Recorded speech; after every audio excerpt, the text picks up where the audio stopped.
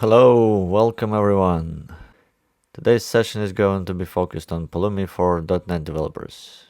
So, if you know .NET but maybe you don't know what Pulumi is, or maybe heard of us but don't have deep understanding yet, this session is for you.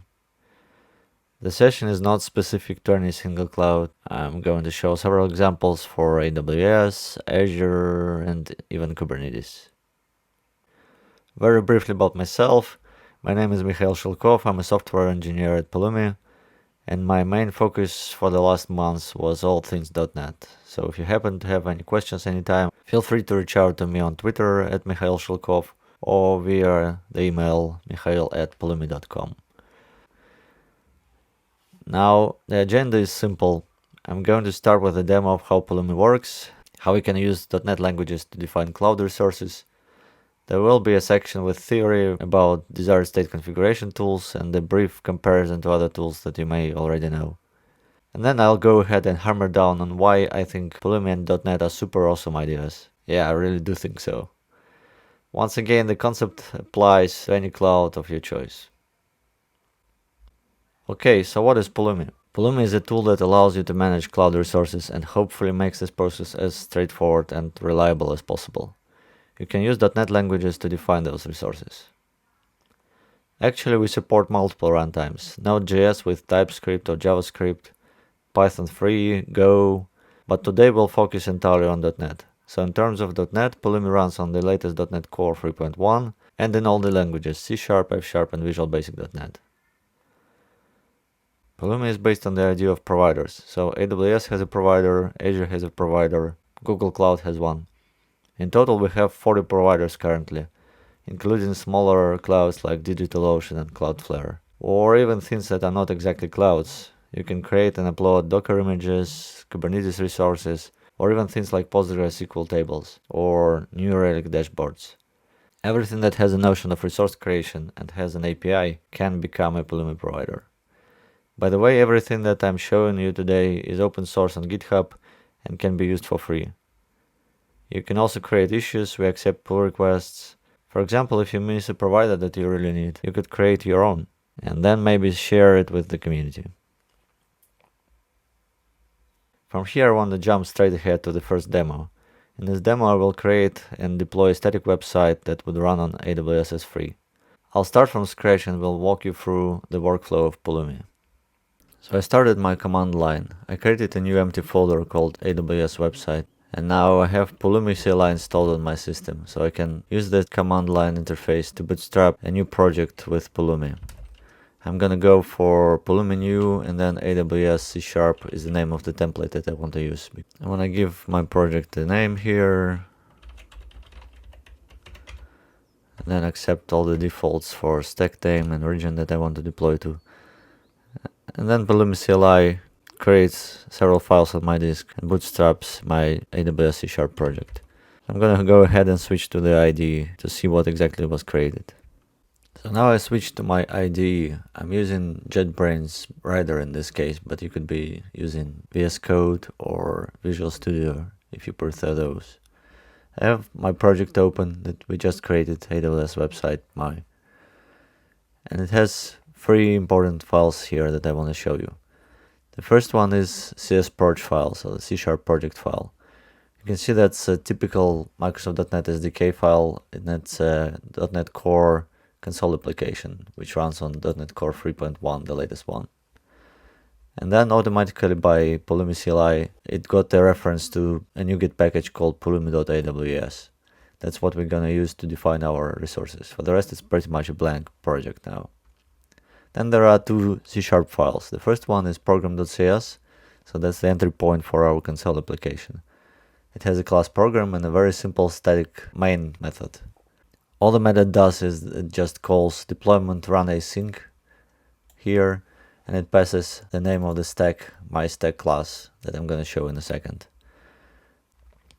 And finally, all the smart things should happen in this mystack.cs files. That's a class which derives from stack base class, and it has a constructor and a hint that I should start adding my resources here. I have some shortcuts to walk me through creating a static website on AWS. The first snippet creates an S3 bucket in AWS. It's called myBucket, that's the first parameter for the class constructor, and then it accepts a bunch of arguments. In this case, it says that I want to provision a static website with index document pointing to index.html.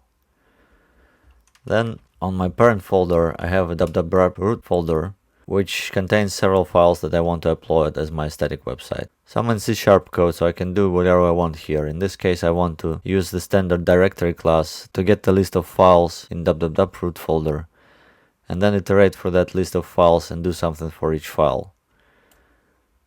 Then for each file, I want to actually extract its name and then create a new bucket object for that file, which means that the file will get uploaded to S3. So once again, creating a new bucket object is a constructor call. I pass a name for that file and a bunch of arguments, saying that this file should be public, it belongs to that bucket name that we just defined, and then that's an HTML document, and finally I pointed source to a file asset on the disk, that file that I listed. Now the last step is to define the output of my program. Because I don't know in advance the URL of the static website that Amazon is going to create for me, I need to export that URL from my program as the result of its execution. I define a property called endpoint here, and I assign a value to this endpoint, formatting the string with HTTP prefix, and using the output property of a bucket called website endpoint that's going to be returned by Amazon when I run my program. And that's about it. Now I'm ready to run it and see how it works. So I'm back to my command line interface, and now I want to run my Pulumi program. The way I do it is with Pulumi CLI command. I type Pulumi up and run it here from the same folder, and what it does, it builds my project with .NET Build, and then it evaluates the graph of the resources that I defined there and shows me a preview. So the program already ran, but none of the resources are created yet. It shows me the preview that it's going to create 4 resources. The top one, stack, is like a virtual resource. It doesn't correspond to anything in AWS. But then there are 3 real resources that Pulumi identified. One is S3 bucket, and then 2 bucket objects, one per each file. So if I'm happy with this, and I am happy with this, this is what I expected. I can say yes, and now Pulumi will run my program again, and this time it will translate the program to the actual calls to AWS API. So that's probably gonna take a couple of seconds more than last time. S3 bucket is actually being created in the cloud. And then once the bucket is created, the 2 files are uploaded as well. And the result is the URL that I get here. So now to check this URL right from my command line, I can do a curl and then pass it the result of Pulumi. You remember I defined the endpoint in my program, so I can get that value from the endpoint and curl to it, and the result is the HTML document that I uploaded, hello, from Pulumi and C#. So my static website worked. Now let's switch to the IDE and do some changes to my program. For example, let's go back to this code that defines an S3 bucket and add some text to it. So let's say I want to tag it as my environment is production. And then maybe as well I want to change the contents of my website. So for instance, open this index.html file and add a bunch of exclamation marks in the end so that we could see the difference. To apply these changes, I run Pulumi up again, and this time it should go ahead and compare my new program with the previously deployed program and figure out the difference that it needs to apply to AWS resources. In this case, you can see the preview. It's about to update the tags property of the bucket and also update the source or the content property of index.html file. That's exactly what I would expect. So I'm gonna hit yes and wait until Pulumi runs my program again and applies these 2 differences to my static website. It's changing the bucket with the tags, and then it should replace the file contents as well. Now it's done, I can scroll up to my curl program again, hit it, and you can see that I get a bunch of exclamation marks, which means my changes were successfully applied and the website is updated. So now, after the demo, I want to step back a little bit and look at some fundamental ideas that might be helpful to understand this stuff a bit deeper. I want to explain what desired state configuration is and how it squares with the imperative languages. But first, what is so cool about the cloud? It's that everything is available via an API. Every cloud provider has its own layer of management API. In case of Azure, it's called Azure Resource Manager, but everybody has something. For any cloud resource, you can call a proper REST endpoint, wait several seconds or maybe minutes, and get a resource back. And it doesn't matter whether you use a web portal, some sort of CLI tool, an SDK, or any third-party tool like Pulumi. In the end, you deal with the exact same API, but in very different ways. For example, every cloud provider ships management SDKs for all major languages, including .NET. You can open your IDE, type the right command, run the program, and your method calls, in this case EC2 run instances, will get translated to the API calls. This is one-on-one translation. The second you call the method from C#, there is an HTTP request going out. Alternatively, maybe you are familiar with CLI tools from cloud vendors. You call them from command line, bash, PowerShell, wherever. And again, each command is directly translated to the API call to, say, create an EC2 instance. Now, this approach is a bit limited in multiple ways. It's very imperative. If you have multiple resources to create, which is always true, you end up writing scripts or programs that describe how to create resources step by step in the exact sequence, instead of describing what you want to get.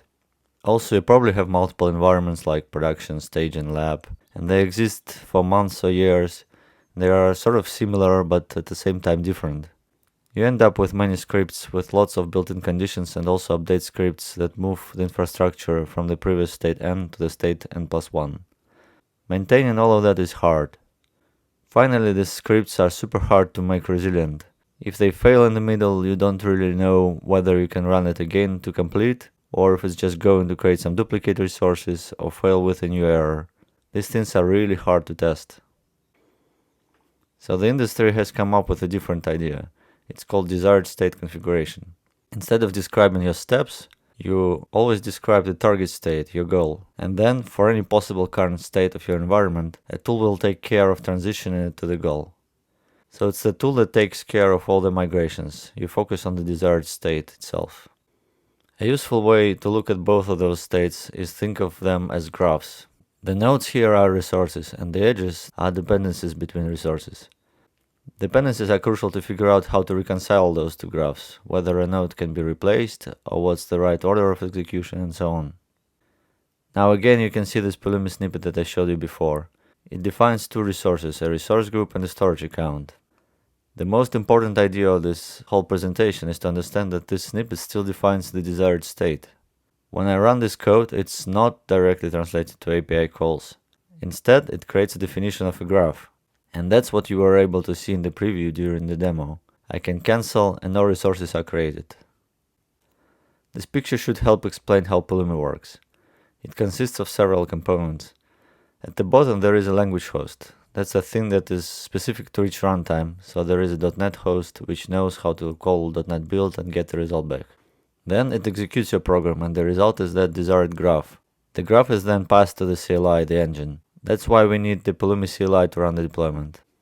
The engine compares your desired graph with the last deployed state and figures out the difference. And only then it knows the commands that need to get to AWS or Azure or GCP, the cloud provider. So if we run that simple program of two resources the first time, the engine compares it to the empty state and issues two commands to the cloud. If we say change the type of the storage account, the program is almost exactly the same, but the engine will know to update or replace that resource and do not touch the resource group because it already exists. The idea of desired state is definitely not new. Actually, each cloud provider has its own tool to support it. AWS CloudFormation, Azure Resource Manager templates, Google Cloud Deployment Manager, and even third-party tools like Terraform. They are all based on the desired state configuration.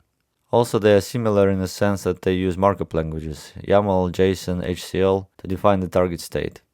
However, the details of languages for each of those tools are completely different. If you know one, it's pretty hard to start with another one.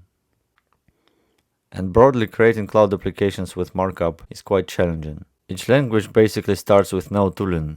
You just edit a text file. They're trying to add tooling on top of it, like ARM templates plugin for VS Code, but they're still not really great and very different again. Authoring a new template from scratch is quite hard. Usually people copy-paste snippets from the web or Stack Overflow or the web console and try to adjust them for their needs. And those markup files are still quite low level, so the sheer size of them grows really fast. You end up editing thousands of lines of JSON or YAML, which is a poor experience. Pulumi is very different here because, as you saw, you can use .NET languages instead of markup files. So, for the rest of my presentation, I want to focus on why using general-purpose programming languages, and .NET languages in particular, is a great idea. We start with tooling.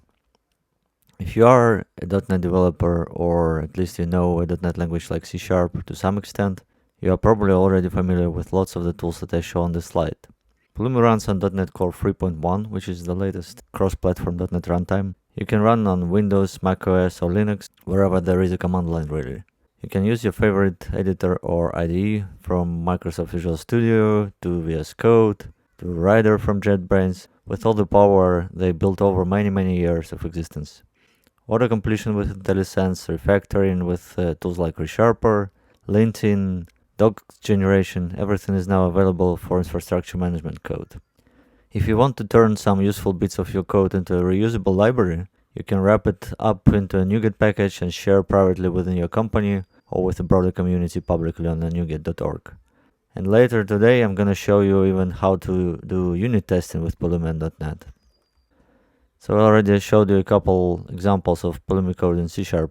This example here just reiterates that yes, we do support C#, but C# is not the only .NET language. Pulumi SDK is .NET SDK, not a C# SDK, so we also get support for other .NET languages on par with C#. If, say, you are more into functional programming and you love F#, you can write Pulumi programs in F#. The structure will look very much the same. You new up resources and flow properties from one resource to another one. F# is quite a bit more strict with type conversions. In C# you can get away with implicit conversions most of the time, while in F# you would need to use some extra helper functions like IO or input in this example. Yet even if you don't know F# at all, you probably can still read this snippet, so it's quite the same type of code. We also support Visual Basic.NET if that's your language of choice. Same idea, a slightly different syntax again. I think that one of the most valuable features of using .NET code to provision cloud resources is the ability to define reusable abstractions. Quite often you want to use several resources as a combination, and you end up using more or less the same combination again and again. With code, instead of, say, copy-pasting text files all over the place, you can make a class or a function and just use it in multiple places. Let's take a look at an example. If you want to create a simple Azure function app, just a hello world HTTP function, you have to create 5 resources: a storage account, a storage container, put your binaries to a storage blob, then create a function app hosting plan, and finally add the function app itself, pointing to all of those things. By the way, resource group would be a 6th required resource. And this combination of resources is the recipe that you are going to use many times. So with .NET, I could create a reusable component, a C# class. I actually did that in this example. I defined a class called archive function app. It's super easy to use, just pass a resource group and point it to a folder on the disk which contains in my Azure function. And that's it. Now if I run Pulumi up with this program, I will get a nice preview of which resources are about to be created. And I still see that, yes, all those resources are still required. But as a user, I had to write very little code, and the chance to make a mistake is also small. Now I actually want to switch over to my IDE and show you the code behind that component resource. Alright, here is my function app component. It's a C# class which derives from the component resource class. Remember, last time our stack was deriving from the stack base class. The component also calls the base class constructor and passes the name to it. This is the name we see in the Pulumi CLI preview as a parent for all sub-resources. The rest is pretty similar. There is a constructor and it creates all those resources that we need for the component. A couple of things are interesting here. First, the app service plan. You can see a condition there. That's because the component checks whether it already got a pre-existing app service plan and its parameters, or it needs to create a new one. I'm going to show why in just a second. Then there is a call to retrieve a storage access token. It's C#, so we can basically do whatever we want in the code, full flexibility. Finally, it configures some app settings and puts an endpoint to an output. Now let's switch over to the usage examples. So at the top we have a .NET Azure Functions, which is deployed from the folder somewhere on the .NET Core app publish. And because we create this component from C#, the .NET runtime is assumed by default by the component. The next example is the JavaScript function, which has to be deployed to Node runtime. That's why we changed two settings. First, we pointed the archive to a different folder, but also we set the runtime option to Node in this case. Finally, the most sophisticated example here is the Python Azure function. And because Python Azure function has to be deployed to Linux, we first have to create a separate resource group and then manually provision a Linux plan. We set up its kind to Linux, reserved to true, so that we get the consumption running on Linux. And then we can pass this plan as an extra parameter to archive function app component. We pass it to the plan. You remember we had a check inside the component. So now that check will use Linux plan and the runtime Python. So you can make the component logic as sophisticated as you want, but the goal here is to keep the usage relatively simple and cover all the target scenarios at the same time. These custom abstractions can be as simple or as complex as you want. Next, I want to show how this may play out with a slightly more sophisticated example. Let's say you work at an e-commerce company building a web shop for customers around the world. Your application consists of multiple services. They all deploy to, let's say, Azure Cloud. Maybe your team works on a product page. Now you have a challenge. Because your users are geographically distributed around the world, you want to deploy your application close to them. To make user experience great, you need to keep latency as low as possible so that people in America, Europe, Asia are equally happy. Maybe you use Cosmos DB to distribute your data. It's a great service, you can configure it to replicate data to multiple regions and it does its magic. However, if say you use Azure Functions for the application layer, Azure Functions are always deployed to just one region. So you'll have to deploy n copies of your function, each to a separate region close to the target users. Then you have to provision a load balancing front-end service like Traffic Manager or Front Door that would route users to the nearest location with the lowest latency. You can see how you easily can get to dozens of cloud resources that you have to deploy your service. And maybe there is another team working on, let's say, a shopping cart service. They have the same challenge of serving users around the world, so they have to go for a similar deployment. They also use Cosmos DB, but maybe they don't use Azure Functions but deploy container instances or whatnot as their compute layer. And maybe there is a third team working on a pricing engine and they use some legacy application bits that can only run on a custom virtual machine. So they use Azure VM scale sets, but also they have to deploy load balancers, public IPs, VNets, subnets, and so on. And they have to do it n times, once for every region, and still have Cosmos and configure a traffic manager in front. That's a lot of repetition, but also there are unique bits. Now we can set down 3 teams of ours and decide that we are going to create a shared component. I call it Cosmos app because it's built around Cosmos DB. And that component would have a pluggable compute layer so that every team can customize it for their needs, while the rest of the resources have the same shape. So I implemented such a component and you can see its usage example on this slide. It's pretty simple to use. You pass a resource group and a list of regions to where you want to deploy. 3 regions in this example, West US, East US, and West Europe. And then goes the magic of general purpose language. I can reuse my developer's skills and use a factory pattern here. The component gets a factory, essentially a callback, that creates a pluggable compute element for a given region. It gets the region as input parameter and in this example creates a function app in that region. In the end, it returns the function app identifier so that the traffic manager can link to its endpoint. And that's it. The component takes care of the rest. It creates the Cosmos DB, the traffic manager, calls your factory n times, and wires everything together. We can package this shared Cosmos app component as a NuGet package, put it into our private registry, or share it with the community. We can apply semantic versioning, evolve it independently from the team's code, test it, and apply all the best practices from application development world to the cloud infrastructure management. Next topic, and this one is pretty cool. So how do you test your infrastructure deployments? Well, traditionally, you would deploy the infrastructure and then run some black box integration tests with it. That's still super valuable, no doubt, and you can totally still do it with Pulumi. However, I want to share another option, unit testing. Here is a C# example of a unit test written to inspect a Pulumi stack. You can see that instead of running deployment run async, it calls deployment test async. This call does nothing in the cloud. All external calls are actually mocked. So it runs completely in memory and just returns the list of resources that Stack would otherwise provision. Now we can do whatever we want with those resources. They are just objects. In this example, I want to test that I don't expose an SSH port to the internet. For that, I search for a security group resource, then get the ingress rules, and then I iterate through cellular blocks to find if there is a block that exposes the port 22 to the public. If yes, the test fails. Now, my test runs in memory, so it's super fast. I can run hundreds of them. I can run it during my TDD flow, and of course I will run them in my CI/CD pipeline. We can make another step forward here with what we call policy as code. Unfortunately, this feature is not supported in the .NET SDK yet, so this example is Typescript. But the idea is that you sort of write a similar test that checks a rule, searches for an open port maybe. But then you deploy this rule company-wide, so that anytime anybody deploys any resource, the rule will get triggered. And if it fails, the deployment will get blocked and somebody would get a notification. A great way to ensure some security or cost management best practices. Up next, I want to talk about more sophisticated scenarios.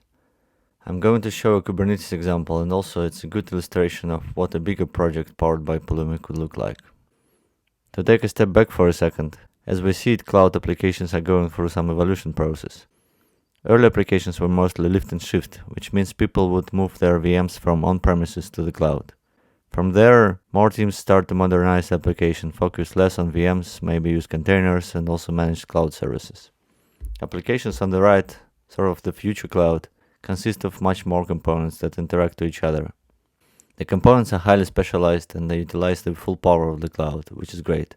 But obviously, just because the applications have much more moving parts, the management process gets quite a bit more complicated.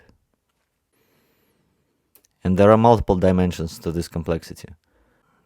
On this slide, on the horizontal dimension, we see that spectrum of compute options from VMs to containers to serverless. But there is also the vertical dimension, which means that there are several layers of management. At the bottom, we configure the foundational infrastructure, networking, storage, monitoring. Compute is one level up, it relies on the foundation. And then there are application bits to manage and deploy at the top. The great news is that you can use Pulumi to manage all of those layers and all of the options. Kubernetes is a great illustration to this challenge. Again, there are multiple layers to manage to be able to run Kubernetes applications. First, you need to have storage, network, and identity, the foundational stuff.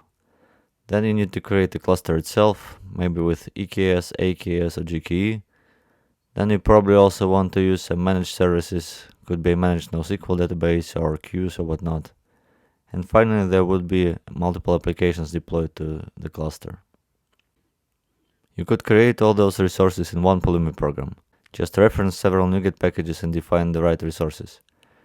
However, probably those layers are managed by different people at different time. Say your IT team would take care of networking, and then it's going to be pretty stable over time, while application teams will keep updating applications at high frequency. So usually a project would be split into multiple parts. We call them stacks. One stack for foundational infrastructure, one stack for a cluster, and a bunch of stacks, each managing an application. Each stack can utilize stack references to load information from other stacks, for example, networking details or kubeconfig to connect to a cluster. So now I want to run a quick demo of a multi-stack project that deploys an AKS cluster and a sample application into it. So I have a sample solution open, which illustrates a multi-stack project with Pulumi and C#. I have 3 projects in this case. The cluster project defines all the foundational layers and AKS cluster, while the other 2 projects are applications deployed to that cluster. The cluster project has the cluster stack class. Its output is going to be a kubeconfig string, which is like a connection string for the cluster. In the constructor, I create a whole bunch of resources. A resource group, some SSH private keys, Azure AD applications, service principals, virtual networks, subnets, and finally the Kubernetes cluster itself. And finally it assigns the kubeconfig output. Now if I go to the app stack project, it's a pretty simple stack. The essential part here is that it uses a class called stackReference. Then it can say, hey stackReference, give me your output called kubeconfig. Then it creates a provider with that kubeconfig, and now it can start defining the application resources. In this case, my application creates a service and a deployment to deploy a sample container. Finally, the third stack is very similar, but it uses YAML files to define the Kubernetes application. The point is that maybe you already have some existing Kubernetes deployments with YAML, or maybe Helm charts. In this case, you can mix those right into your Pulumi program and reuse the existing assets. The example shows how to deploy a single YAML file, as well as an instance of an Nginx Helm chart. Alright, these were all the demos I have today. Time to wrap it up. So Pulumi is a modern approach to cloud infrastructure and application management. As more and more companies start to embrace the cloud-native tech, there is an increasing demand for great tech to support that move. Developers get involved into cloud management too, so it is really natural to embrace the developer technologies here. You use all the great tools and ecosystem that was created in the last 10-20 years, and many people are very familiar with. You get all the language features like conditionals, loops, functions, classes, basically for free in the package. For me personally, the biggest advantage is the ease to create abstractions, say C# components, and reuse them over and over again. And of course, your infrastructure code becomes much more testable too. If you want to get slides or get started or read more, you just need one link. This is the link on the screen, bit.ly/Pulumi-links. This shortcut will lead you to a gist with all the links I recommend. You can see the preview down below on the slide. Please follow us on Twitter @PulumiCorp and myself @Mikhail Shilkov. All Pulumi code is open source on GitHub. You can create issues. We definitely accept pull requests. You can find more videos on Pulumi TV on YouTube. Other upcoming webinars are at pulumi.com/webinars. And finally, if you have questions, you're always welcome to our community Slack channel. There are more than 2,000 people there, and the whole team is there, and everyone is very helpful.